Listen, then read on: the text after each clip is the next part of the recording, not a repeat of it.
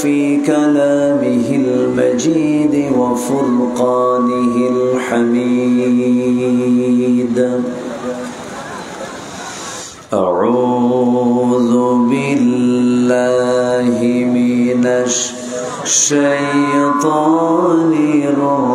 الرجيم.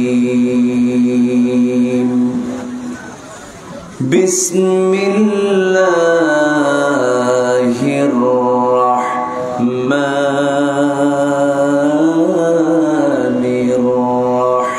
الرحيم.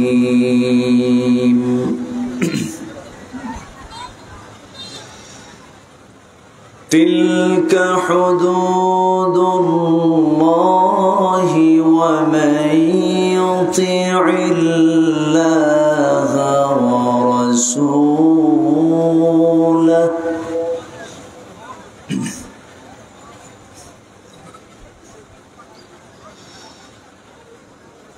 ومن يطع الله ورسوله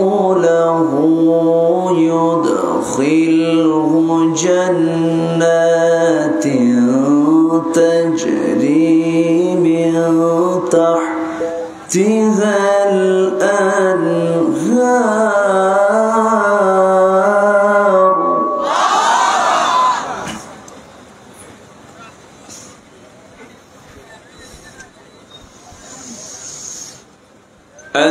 الأنهار خالدين فيها وذلك فوز عظيم.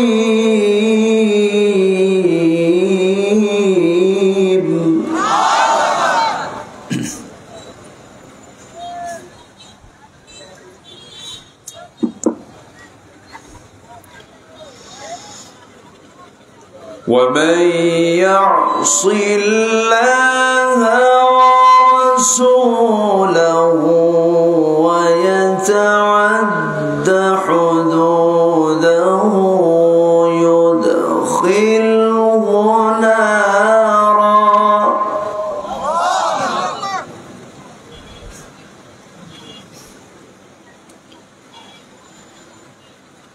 يدخله نارا خالدا فيها وله عذاب مهين.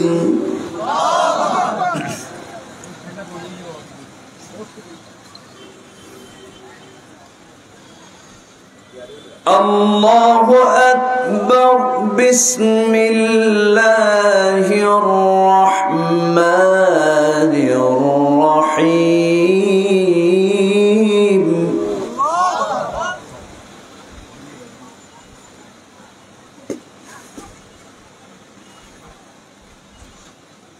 إن الله وملائكته يصلون على النبي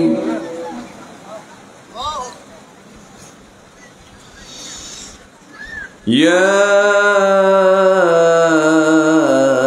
أيها الذين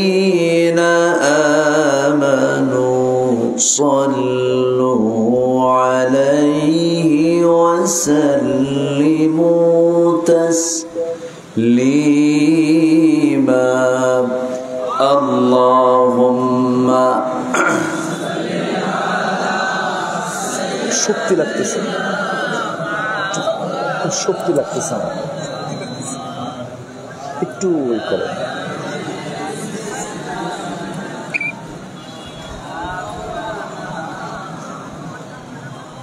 একটু আওয়াজ দিয়ে নবীর প্রেমে মাতোয়ারা হয়ে জবান খুলে জোরালো কণ্ঠে নবীর প্রেমে মাতোয়ারা হয়ে সবাই বলুন আল্লাহুম্মা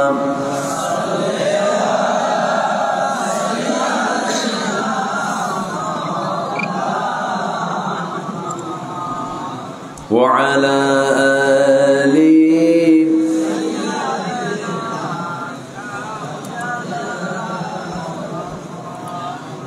আমি কোরআন আজানের সুর মাঝে শুনেছি যে নাম, আজানের সুর মাঝেও শুনেছি সে নাম।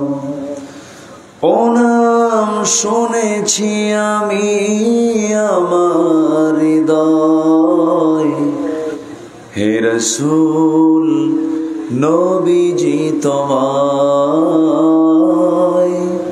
হে রাসূল নবীজি তোমায়। আল্লাহুম্মা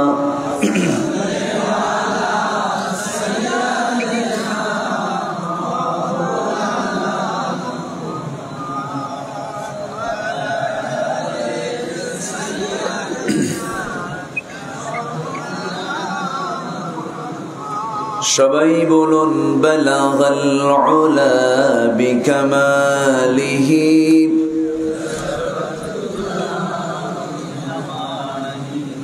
হাসানাত জামিউ খিসালিহি,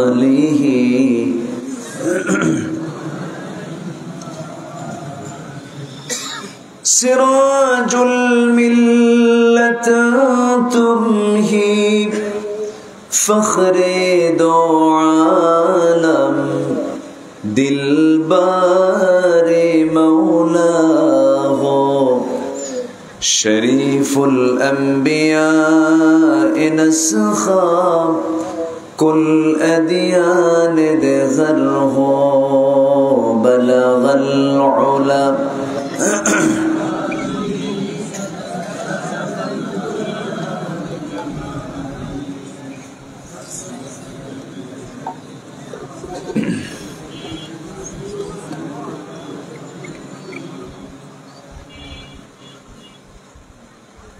দেশের উত্তরাঞ্চল রংপুর অঞ্চলের রংপুর জেলার পীরগঞ্জ উপজেলার মোনাইল মিফতাহুল উলুম হাফিজি মাদ্রাসা মাহফিল ইন্তেজামে কমিটি কর্তৃক আয়োজিত হাফেজ ছাত্রদের দস্তরবন্দি উপলক্ষে আয়োজিত 18তম তাফসীরুল কোরআন মাহফিল 2024 মহৎ আয়োজনের সম্মানিত সুযোগ্য সভাপতি সাহেব সদর, দূরে কাছে বিভিন্ন স্থান এক জায়গায় ধাক্কা খাচ্ছে, ওটা বন্ধ করা যায় না। সালামের জবাবটা একটু আসতে পেলাম, সবার মধ্যে একটু ক্লান্তি ভাব, শরীর থেকে ঘাম ঝরলে ক্লান্তি চলে আসে, এটা বাস্তব। তো একটু গা ঝাড়া দিয়ে আওয়াজ দিয়ে সালামের জবাব দেবেন বলে আশা করি। আবারও আসসালামু আলাইকুম ওয়া রাহমাতুল্লাহ। সবাই কেমন আছেন? আলহামদুলিল্লাহ, আল্লাহ তাআলা আমাকে আপনার কাতারেই রেখেছেন। সম্মানিত ভাইয়েরা, 2024 সালের সেপ্টেম্বর মাস চলছে। এই মাসের হাওয়া, ধরুন জুলাই মাসের প্রথম দিকের হাওয়া কি একরকম ছিল? এই যে একটা চেঞ্জ, একটা পরিবর্তন, এটার পেছনে একমাত্র ক্ষমতা কার? আসতে বলবেন না, কার? সন্দেহ আছে? সেই মহান রবের শানে বলছি আলহামদুলিল্লাহ।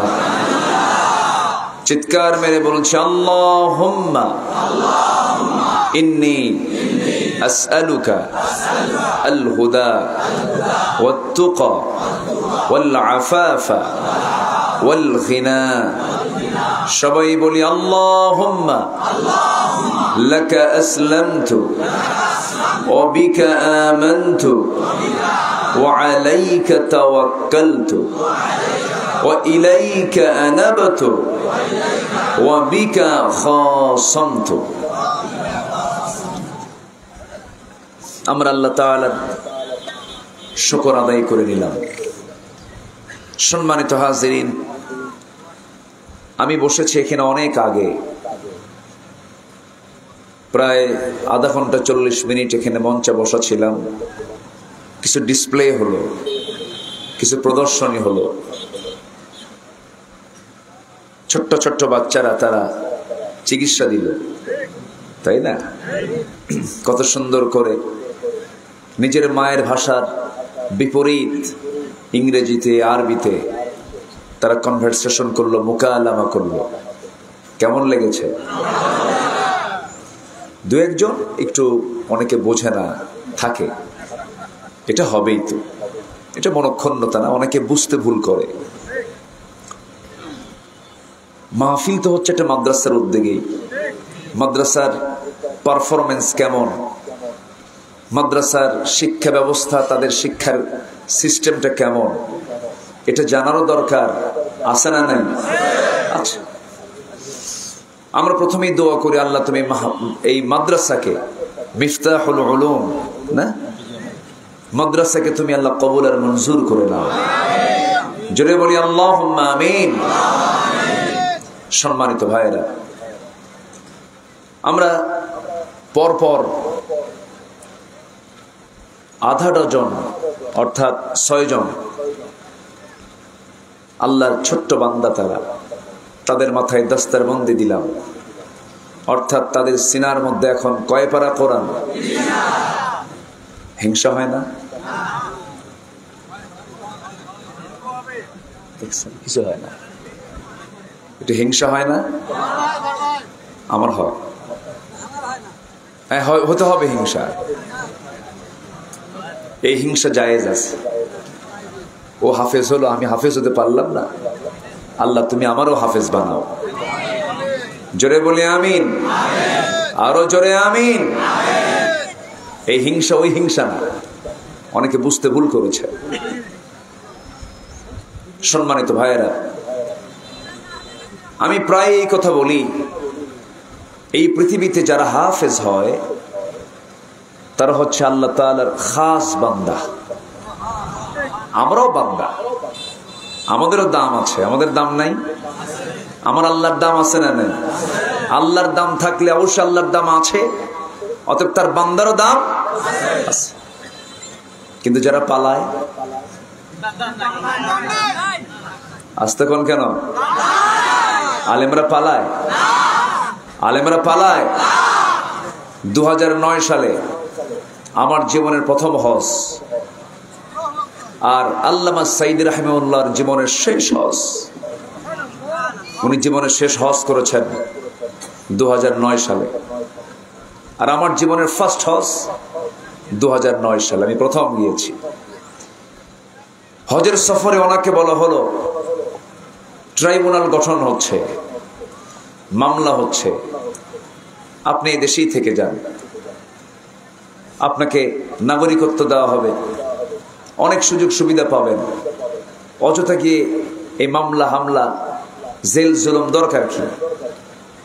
জবাবে তিনি বললেন, আমার কর্মী, আমার কোরআনের দ্বীনি ভাইরা নির্যাতিত হবে, নিপীড়িত হবে, আর আমি আরামে থেকে তার দেখবো দু চোখে? এটা কি হতে পারে? অবশ্যই আমাকে আমার দেশেই ফিরে যেতে হবে। ফিরে এসেছেন, সব কিছু জানার বোঝার পরেও জেল জুলুম কি মাথা পেতে নিয়েছেন, হাসি মুখে গোটা দেশের মানুষকে কাঁদিয়ে দুনিয়া থেকে বিদায় নিয়েছেন। আলেমরা পালায়, হাসিনা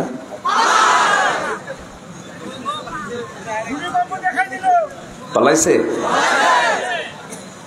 চিন্তা করেন, নেতাগুলো এখন কোথায়, কর্মীগুলো কোথায়? কষ্ট পাচ্ছেন নাকি আপনারা?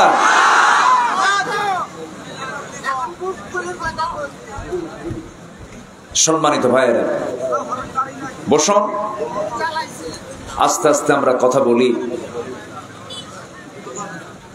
আমাদের কোনো ক্ষোভ নেই, আমাদের কোনো রাগ নেই, কিন্তু রাগ তার বিরুদ্ধে যে আল্লাহর বিরুদ্ধে কথা বলে, আমাদের ক্ষোভ তাদের বিরুদ্ধে যারা নবীর বিরুদ্ধে কথা বলে। আমাদের কোন দুঃখ নেই যখন অসহায় দুর্বল মানুষদের উপরে যখন হামলা করা হয়, এটা আমাদের বড় দুঃখ। সম্মানিত ভাইয়েরা, আস্তে আস্তে আমি আলোচনার দিকে যাচ্ছি। আমি এত রাতে কথা বলতে আমি একটু ভয় পাই। কেন জানেন? না ওই ভয় না, ফজর নামাজ কাজা হওয়ার ভয়। ভয় কিসের? ভয় কখনোই করি নাই। আল্লাহকে ছাড়া কাউকে ভয় করাই তো জায়েজ নেই। ভয় করতেই হবে একজনকে, শুধু তিনি কে? আল্লাহ। তাছাড়া কাউকে ভয় করা জায়েজ নাই। কত রাজা, কত মহারাজা বিদায় নিয়েছে। ফেরাউন কি কম সম ছিল? 1600 বছর হায়াত পেয়েছিল। কত বছর? আর কেবল গেছে 16 বছর। ফেরাউন পাইছে কতশো বছর, আর এখানে গেছে কয় বছর? এটা কোন টাইমই তো না এটা। তাই আমরা ধৈর্য হারা হয়ে যাই। হাই রে, কি হলো? না, নূহ আলাইহিস সালাম কি মেরে মেরে রক্তাক্ত করে জমিনে ফেলে দিয়ে গেছে তার কওমের লোকেরা। ইন্নী দাউতু কওমি লাইলা ওয়া নাহারা। নূহ আলাইহিস সালাম বলেন, আমি আমার উম্মতকে আমি দিনে রাতে 24 ঘন্টায় কালিমার দাওয়াত দিয়েছি। 900 বছর কালিমার দাওয়াত দিয়ে ইসলাম কবুল করেছে মাত্র 80 থেকে 90 জন। এটাই বাস্তবতা। মনক্ষুণ্ণতার কোনো কারণ নেই, হতাশার কোনো কারণ নেই। তবে পীরগঞ্জে সে আমি এই বছরে পীরগঞ্জ আজকেই প্রথম আমি এসেছি। জাফর পাড়ায় বহু আগে, আজ থেকে 12 বছর আগে। এই জনপদ আমার চেনা আছে। আজকে আবু সাইদ, শহীদ আবু সাইদের মা বাবার সঙ্গে দেখা হলো। সে জায়গায় গিয়ে আমি তার বন্ধু বান্ধবদের প্রশ্ন করলাম, আবু সাইদ কে আমার ওয়াজ শুনেছে নাকি? হ্যাঁ, আপনার ওয়াজও সে শুনেছে। 5 ওয়াক্ত নামাজি ছিল। দিলের মধ্যে আল্লাহর ভয় না থাকলে পরে কেউ গুলির সামনে বুক উঁচু করে দেয় না। দিলের মধ্যে ভয় থাকতে হবে। কার ভয়? যে দিলের মধ্যে আল্লাহর ভয়টা প্রাধান্য পায়, পৃথিবীর কোনো ভয় তাকে ভীত সন্ত্রস্ত করতে পারে না। সম্মানিত ভাইয়েরা, পীরগঞ্জবাসী ধন্য। পীরগঞ্জের রক্তের বদলায় দেশ বদলে গেছে, ঠিক কিনা? পীর তো বুড়া হয়, পীর মানে হলো বুড়া মানুষ। কিন্তু পীরগঞ্জ আর পীরগঞ্জ নেই, পীরগঞ্জ হয়ে গেছে বীরগঞ্জ। আল্লাহু আকবার বলেন। পীর মানে বুড়া, আর বীর মানে কি? শক্তিশালী, পাওয়ার। রাগ করছেন নাকি আমার কথা?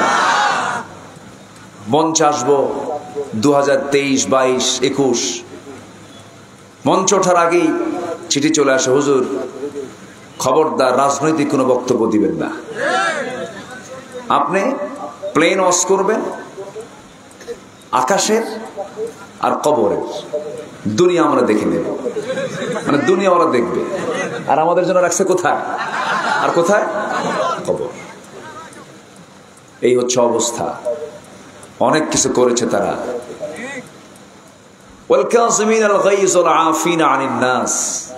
আল্লাহ বলছেন মানুষকে ক্ষমা করে দেওয়া ভালো।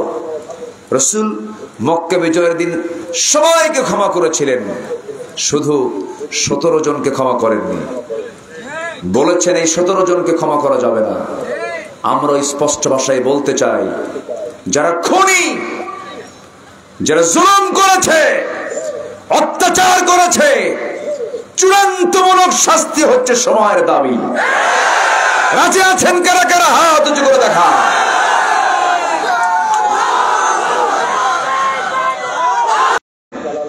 কার টাকা? জনগণের টাকায় এজন্য মানুষের জীবনের দাম আছে না নাই? আসতে বলবেন না, আছে না নাই? মানুষের দাম আছে, জীবনের দাম আছে।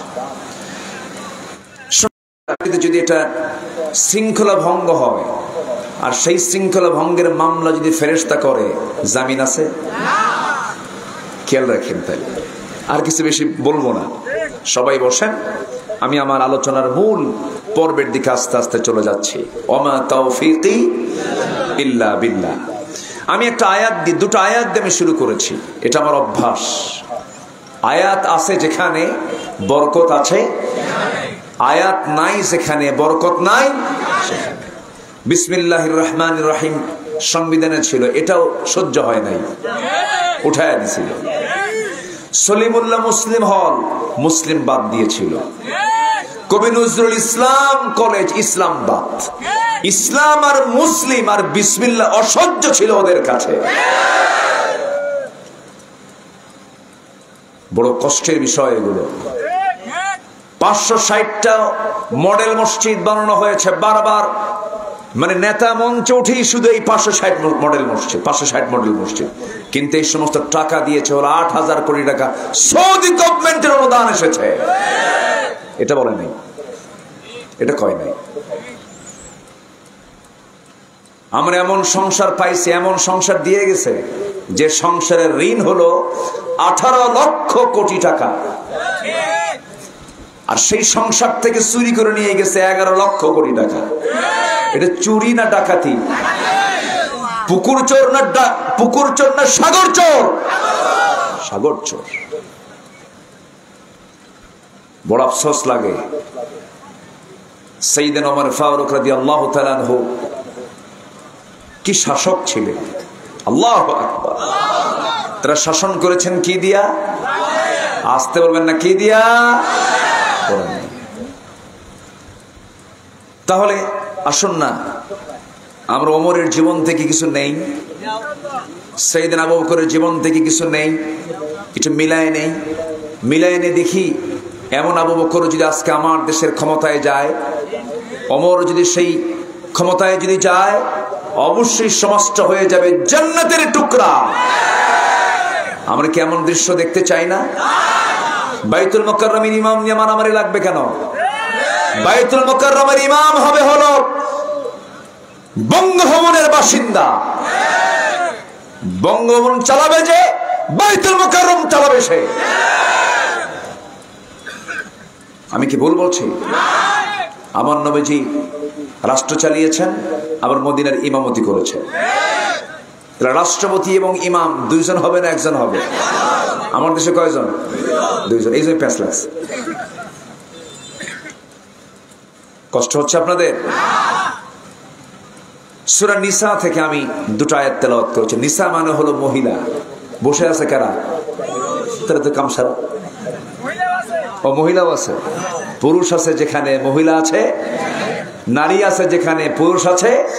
উপায় নাই তো, বউ ছাড়া উপায় আছে? বউরে ভয় লাগে না? কিচ্ছু কয় না, ভয় লাগে না? দেখছেন কি জোরে কয়, ওটাই বেশি ভয় করে। বউকে ভয় করে না যে স্বামী, ওর তো সংসারই হবে না।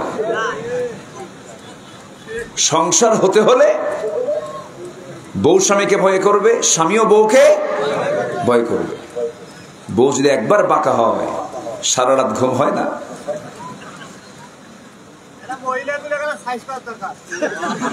বিয়ে করছো? ও নিজে বিয়ে করে নাই, ও কি সাইজ করবে কোন তো?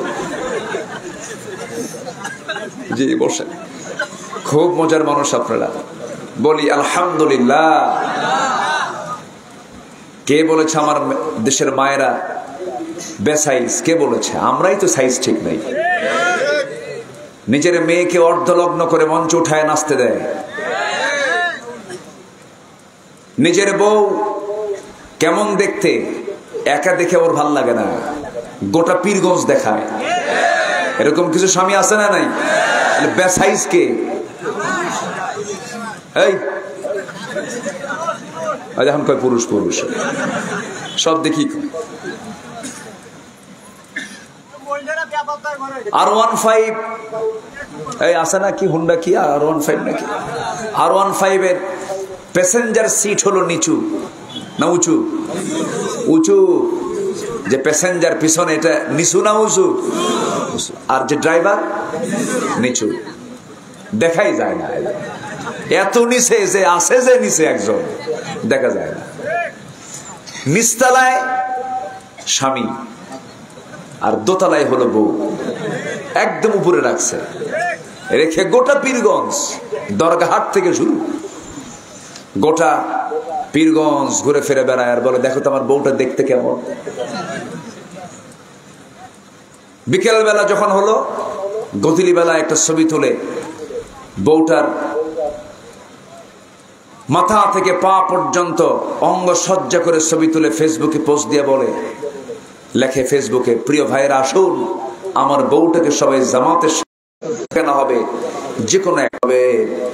আল্লাহ রাব্বুল আলামিন এই জন্য সুন্দর করে বলছেন, তিলকা হুদুদুল্লাহি ওয়া মান ইউতি'ইল্লাহা ওয়া রাসূলাহু ইউদখিলহু জান্নাতিন তাজরি মিন তাহতিহাল আনহার جنات تجري من تحتها الأنهار خالدين فيها وذلك الفوز العظيم جل الله أكبر আমার বন্ধুগণ, যে জান্নাত আল্লাহ বান্দাকে দিবেন সেই জান্নাতটা হবে অস্থায়ী না স্থায়ী। আর আমরা যে দুনিয়াতে থাকি সেটা স্থায়ী না অস্থায়ী? আমাদের পেরেশান বেশি কোন কোন কোন ঘর নিয়া, জান্নাতের ঘর না দুনিয়ার ঘর? দুনিয়া নিয়ে তো আমরা বেশি ব্যস্ত। কত বোকা আমরা, কতটা বোকা হলে পরে এরকম চিন্তা আমাদের মধ্যে কাজ করে, যেটা আমার অস্থায়ী ঠিকানা, অস্থায়ী অ্যাড্রেস, যে কোনো মুহূর্তে দুনিয়া থেকে বিদায় হয়ে যাব। কলিজার টুকরা সন্তান আমাকে ভুলে যাবে, আমার সম্পদ না কাড়াকাড়ি শুরু করে দেবে, বউটা ভুলে যাবে। ইয়াং ছেলে বিয়ে করেছে, মাত্র 2-3 বছরের ছোট্ট একটা বাচ্চা, ছোট্ট বাচ্চাটা রেখে বাপটা দুনিয়া থেকে বিদায় নিয়ে নিল। যুবক, তুমি বিয়ে করেছো, জাফরপাড়া থেকে পীরগঞ্জ যাবার পথে রোড অ্যাক্সিডেন্ট করে, হোন্ডা অ্যাক্সিডেন্ট করে তুমি দুনিয়া থেকে বিদায় হয়েছ। তোমার মৃত্যুর সংবাদ শোনা মাত্রই বাড়িতে যখন পৌঁছে গেছে, বউটা কান্না করতে করতে পাগলি হয়ে গেছে, গলা ভেঙে গেছে, বেহুশ হয়ে গেছে। এই কান্না 2 দিন, 3 দিন, 4 দিন, 5 দিন, 7 দিন পর্যন্ত থাকবে। কান্না থেমে যাবে, খাওয়া শুরু হয়ে যাবে, ঘুমটা স্বাভাবিক হয়ে যাবে, 1 মাসে আরো স্বাভাবিক হয়ে যাবে। 2 মাস, 3 মাস, 4 মাস পার হয়ে যাওয়ার পর তোমার শ্বশুর বাড়ির লোকজন এসে তোমার বউটাকে নিয়ে চলে যাবে। মাত্র 7 মাস, 8 মাস চলে গেল, তোমার বউকে তোমার শ্বশুর শাশুড়ি অন্য জায়গায় বিয়ে দিয়ে দেবে। বিয়ে দেওয়ার পরে ওই বউটা, যে বউ তোমার জন্য এত অস্থির ছিল, এত পাগল ছিল, সেই বউটাই তার পরের দিন, বিয়ের পরের দিন তার আব্বা আম্মাকে লক্ষ্য করে বলবে, আব্বা তোমরা জামার ব্যাপারে যে সিদ্ধান্ত নিয়েছো বিয়ে দেওয়ার, খুব ভালো সিদ্ধান্ত নিয়েছো, কারণ আগের স্বামীর চাইতেই স্বামী আরো ভালো। ঠিক কিনা? আমি কি ভুল বললাম কিছু? এটাই দুনিয়া, এটাই বাস্তবতা। এই পৃথিবীতে কেউ আমার আপন না, সব আমার পর, সব ধোঁকা, প্রতারণা, মায়াজাল। কিন্তু আমি একমাত্র যাকে বন্ধু হিসেবে সবসময় পাবো, পূর্বেও পেয়েছি, সামনেও পাবো, যিনি আমাকে কখনো একটা ক্ষণের জন্য, একটা সেকেন্ডের জন্য ভুলবেন না, তিনি আমার কে বলুন তো? আসতে বলবেন না, তিনি আমার কে? তিনি আমার কে? সবচেয়ে চরম পরম বন্ধু আমার আল্লাহ তাআলা। সম্মানিত ভাইয়েরা, সে আল্লাহ তাআলার ব্যাপারে আল্লাহ তাআলা নিজেই বলছেন, তার ব্যাপারে তিনি নিজেই বলছেন, তোমরা জেনে রেখে দিও, দুটো আনুগত্য তোমাকে জান্নাতে নিয়ে যাবে। একটা হচ্ছে কার আনুগত্য করা, আসতে বলবেন না, কার আনুগত্য করা, আরেকটা হলো নবীর আনুগত্য করা। এই দুই আনুগত্যের ফলাফল হল আল্লাহ রাব্বুল আলামিন বলেন, وَمَن يُطِعِ اللَّهَ وَرَسُولَهُ يُدْخِلْهُ جَنَّاتٍ تَجْرِي مِن تَحْتِهَا الْأَنْهَارُ خَالِدِينَ فِيهَا وَذَلِكَ الْفَوْزُ الْعَظِيمُ। জোরে বলুন আল্লাহু আকবার। আল্লাহর যারা আনুগত্য করবে, আল্লাহর যারা হুকুম মেনে চলবে, তাদের জন্য আল্লাহ রাব্বুল আলামিন পার্মানেন্ট জান্নাত দিয়ে দিবেন। বড় সফলতা বান্দার জীবনের চাইতে বড় সফলতা আর কিছুই থাকতে পারে না। আমার বন্ধুগণ, নবীর জন্ম হয়েছে যে মাস, সেই মাসের নাম কি বলুন? আমরা যে মাসে আছি সেই মাসের নামটা কি বলুন? রবিউল আউয়াল মাস। নবীর জন্মের মাসে অনেকে নবীর জন্মের মাস কি উদযাপন করতে নিয়া হয়তো কিছু দরুদ সালাম পড়িয়া নবী সালাম আলাইকে গরম গরম জিলাপি খায়। এটার নাম মুহাব্বত নয়। মুহাব্বত হলো নবীর সারা জীবনের সমস্ত সুন্নতকে নিজের জীবনে জিন্দা করে নেওয়া, তার সুন্নাহকে গ্রহণ করা, তার সুন্নাহকে মেনে নেওয়া। এই যে যুবক, কোথায় বসে? আমি কি দোয়া করে দেব? আলোচনা চালাই? জোরে বলি ইনশাআল্লাহ। আমাকে উঠাতে আপনারা দেরি করেছেন, একটু 9টা 9:30 উঠায় দিলে। মৃত্যুবরণ করেছ সেই মাসে, তিনি এই মাসে মৃত্যুবরণ করেছেন। তো জন্মটা হলো দুঃখের বিষয় না আনন্দের বিষয়? শেষটা থেকে যায় না প্রথমটা থেকে যায়? শেষ থেকে যায়। তো মিলাদুন নবী যারা করেন, আমি এগুলো নিয়ে তর্ক করতে চাচ্ছি না। আমার নবীজির জন্মে আনন্দ প্রকাশ করেছে তার আত্মীয় স্বজন, কাছের মানুষগুলো। কিন্তু আমার নবী যখন ইন্তেকাল করেন, সাহাবীরা তো খুব আনন্দ পাইছে নাকি? তারা কি আনন্দ পেয়েছেন? বরঞ্চ তাদের নবীর প্রতি চরম ভালোবাসার কিছু বহিঃপ্রকাশ তাদের মাধ্যম দিয়ে প্রকাশ পেয়েছে। আমার নবীর যখন ইন্তেকাল হয়ে গেল, নবীজি দুনিয়া থেকে বিদায় নিলেন। বিদায় নেওয়ার পরে একজন সাহাবী গিয়ে আমার নবীজির অত্যন্ত কাছের সাহাবী সাইয়্যিদনা ওমর ফারুকের কানে যখন সংবাদটা দিয়ে দিলেন, ওমর তুমি কি জানো আমার রাসূল দুনিয়াতে আর নাই? সময় থেকে নিয়ে মৃত্যুর দিন পর্যন্ত বেলালকে কখনো মদিনার মসজিদে কেউ আযান দেওয়াতে পারে নাই। যখন বলা হলো বেলাল, সারা জীবন তুমি এই মদিনার মসজিদে আযান দিয়েছো, নবীর সামনে তুমি আযান দিয়েছো, এখন তুমি আযান দাও না কেন বলো? সাইয়েদনা বেলাল জবাব দিতে নিয়ে বলতেন, শোনো, সারা জীবন আযান দিয়েছে রাসূলকে দেখে দেখে, রাসূলকে সামনে রেখে আমি আযান দিয়েছি। যে রাসূল আজ দুনিয়া থেকে বিদায় নিয়েছেন, নবীজির সেই মসজিদে রাসূলকে মাইনাস রেখে, রাসূলকে না দেখে মদিনার মসজিদ আমি বেলাল যদি আযান দিতে যাই, বুক ফেটে আমি সেই সময় মারা যাব। আমার সহ্য হবে না, আমি চরম কষ্ট পাবো। আমার বন্ধুগণ, সাহাবায়ে কেরামদের মধ্যে কি পরিমাণ ভালোবাসা কাজ করেছে বিভিন্ন সিরাতের মধ্য দিয়ে আমরা তা জানতে পারি।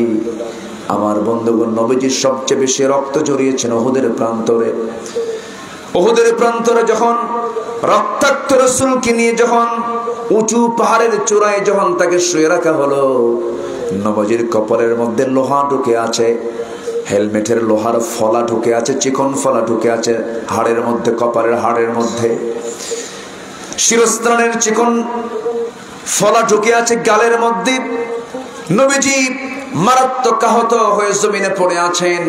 একজন সাহাবী আমার নবীর পাশে এসে বসে ডুকরে ডুকরে কান্দে, লোহায় হাত দিয়ে বারবার চেষ্টা করে বের করার জন্য, বের করতে পারেন না।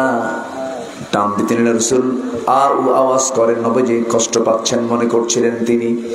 এমত অবস্থায় করলেন কি, উবাইদ ইবনুল জাররাহ মনে মনে চিন্তা করলেন, আস্তে করে টান দিলে নবীজির কষ্ট হবে মনে করে নিজের দাঁতটা লাগায় দিলেন। এত জোরে টান মারলেন, এক টানে লোহা বের হলো, কিন্তু সেই সাহাবী ওবায়দার সামনের দুটো দাঁত সঙ্গে সঙ্গে ঝরে পড়ে গেল। রাসূল বলেন, ওবায়দারে, এত জোরে টান দিয়া তোমার দাঁত দুটি তোমার নষ্ট হয়ে গেল, জোরে টান দেবার কি দরকার ছিল? আস্তে করে টান দিলে তোমার হাত, তোমার দাঁত তো ভাঙতো না। ওবায়দা বলছেন, হুজুর দাঁত কেন, আপনার মহব্বত আমার কলিজা ছিঁড়ে দেব, তবু চুল পরিমাণ কষ্ট হবে না। জোরে কোন সুবহানাল্লাহ, আরো জোরে সুবহানাল্লাহ। এই মহব্বতের দরকার আছে না নাই? যখন তুমি তোমার নবীর ইত্তেবা করতে পারবে, নবীর আনুগত্যের মধ্য দিয়ে আমাকে পাবে তুমি। কার কথা? আসতে বলবেন না, কার কথা? আনুগত্য কাকে বলে? রাসূলকে জীবনের এক জায়গায় মেনে নেওয়া না সব জায়গায় মেনে নেওয়া? নামাজে মানবেন, রোজায় মানবেন, মিষ্টি খাওয়াতে মানবেন, সুন্নত নামাজে মানবেন, দাড়িতে মানবেন, জুব্বায় মানবেন, রাজনীতির মঞ্চে মানবেন না, রাষ্ট্র গঠনে মানবেন না। আপনি একজন ভণ্ড প্রতারক, ঠিক কিনা? এরকম কপট মুনাফিক আমার দেশে আছে।